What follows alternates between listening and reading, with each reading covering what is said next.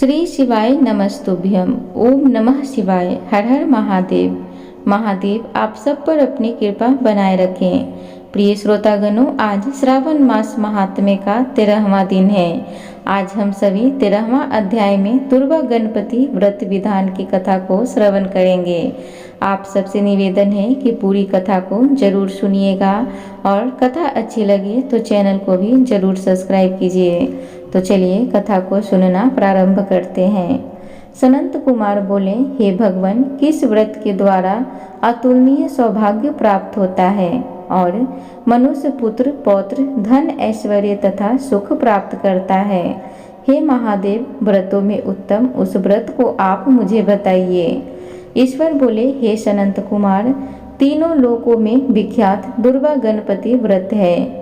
सर्वप्रथम भगवती पार्वती ने श्रद्धा के साथ इस व्रत को किया था।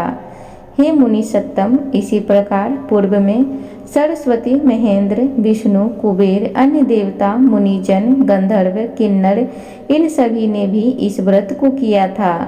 श्रावण मास की शुक्ल पक्ष की शुद्ध व महापुण्यदायिनी चतुर्थी तिथि को इस व्रत को करना चाहिए, क्योंकि उसी दिन सभी पाप समूह का नाश हो जाएगा।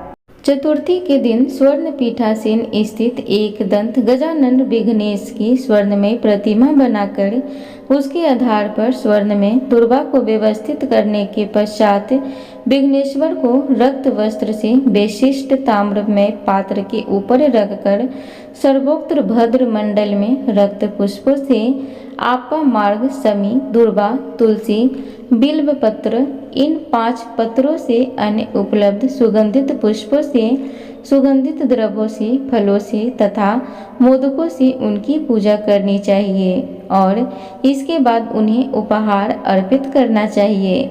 इस प्रकार अनेक उपचारों से भी गिरिजा पुत्र विघ्नेश की पूजा करनी चाहिए। इस प्रकार प्रार्थना करते हुए कहें, स्वर्ण में निर्मित इस प्रतिमा में मैं विघ्नेश का आवाहन करता हूँ। कृपा निधि पधारे। इस स्वर्ण में सर्वोत्तम रत्न जड़ित सिंहासन को मैंने आसन के लिए प्रदान किया है, इसलिए विश्व के स्वामी इसे स्वीकार करें। हे उमासुत, आपको नमस्कार है। हे विश्वव्यापिन, हे सनातन, मेरे समस्त कष्टों को आप नष्ट कर दें। मैं आपको पाद समर्पित करता हूँ। गणेश्वर देव, उमा पुत्र तथा मंगल का विधान करने वाले को यह अर्घ प्रदान करता हूँ। हे भगवान, आप मेरे इस अर्घ को स्वीकार करें। विनायक, सुख तथा वर प्रदान करने वाले को नमस्कार है। नमस्कार है। मैं आपको यह अर्घ समर्पित करता हूँ, इसे ग्रहण करें। मैंने गंगा आदि सभी तीर्थों से प्रार्थना पूर्वक यह जल प्राप्त किया है। हे सूर्यपुंगव, आपके स्नान के लिए मेरे द्वारा प्रदत्त इस जल को स्वीकार कीजिए। सिंदूर से चित्रित तथा कुमकुम से रंगा हुआ यह वस्त्र युग्म आपको दिया गया है, आप इसे ग्रहण करें। लंबोदर तथा सभी विघ्नों का नाश करने वाले देवता को नमस्कार है।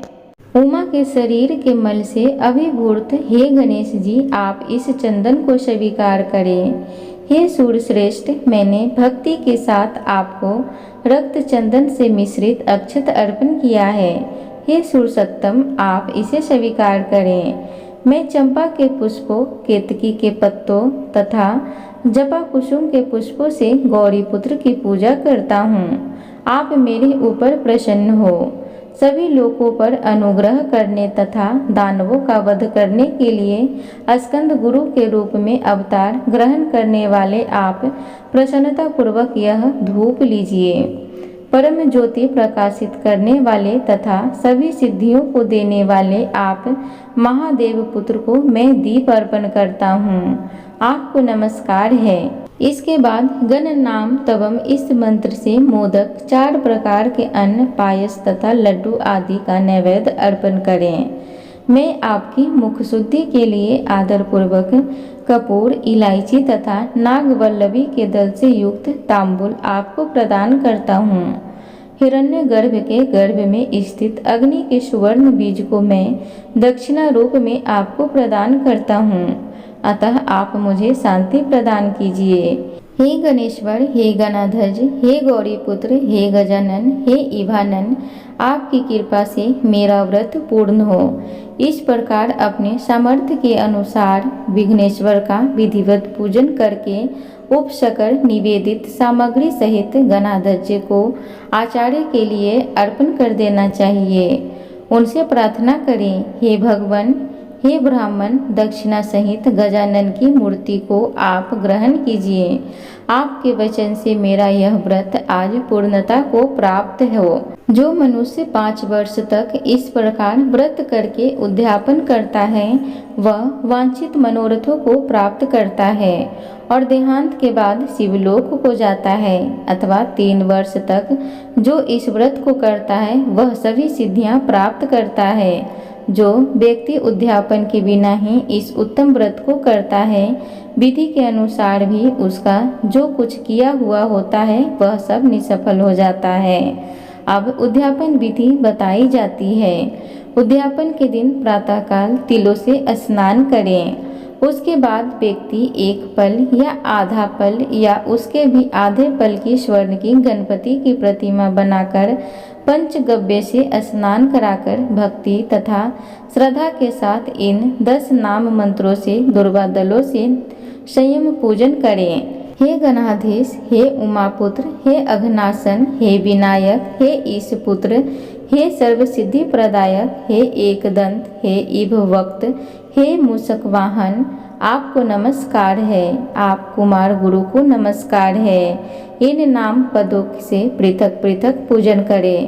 पहले दिन अधिवासन करके प्रातःकाल ग्रह होम करके दुर्वा दलों तथा मोदकों से होम करना चाहिए। उसके बाद पूर्णाहुति देकर आचार्य आदि का विधिवत पूजन करना चाहिए और घट तुल्य थनों वाली गाय का दान अपनी सामर्थ्य के अनुसार करना चाहिए। हे वत्स, इस प्रकार व्रत करने पर मनुष्य सभी मनोरथों को प्राप्त कर लेता है। हे सनंत कुमार, अपने प्रिय पुत्र गणेश के व्रत करने से संतुष्ट होकर मैं उस मनुष्य को पृथ्वी पर सभी सुख प्रदान करके अंत में उसे सद्गति देता हूँ। जैसे दुर्वा अपनी शाखा प्रशाखाओं के द्वारा वृद्धि को प्राप्त होती है, उसी प्रकार उस मनुष्य की पुत्र पौत्र आदि संतति निरंतर बढ़ती रहती है। हे सनंत कुमार, मैंने दुर्वा गणपति का यह अत्यंत गोपनीय व्रत कहा है। सुख चाहने वालों को इस सर्वोत्कृष्ट व्रत को अवश्य करना चाहिए। प्रिय श्रोतागणों, इस प्रकार श्री स्कंद पुराण के अंतर्गत ईश्वर सनंत कुमार संवाद में श्रावण मास महात्म्य में दुर्वा गणपति व्रत कथन नामक 13वां अध्याय पूर्ण हुआ। उम्मीद करूंगी आज की कथा आप सभी को अच्छी लगी हो, तो कृपया चैनल को लाइक शेयर सब्सक्राइब जरूर करें। कमेंट बॉक्स में हर हर महादेव जरूर लिखें। धन्यवाद।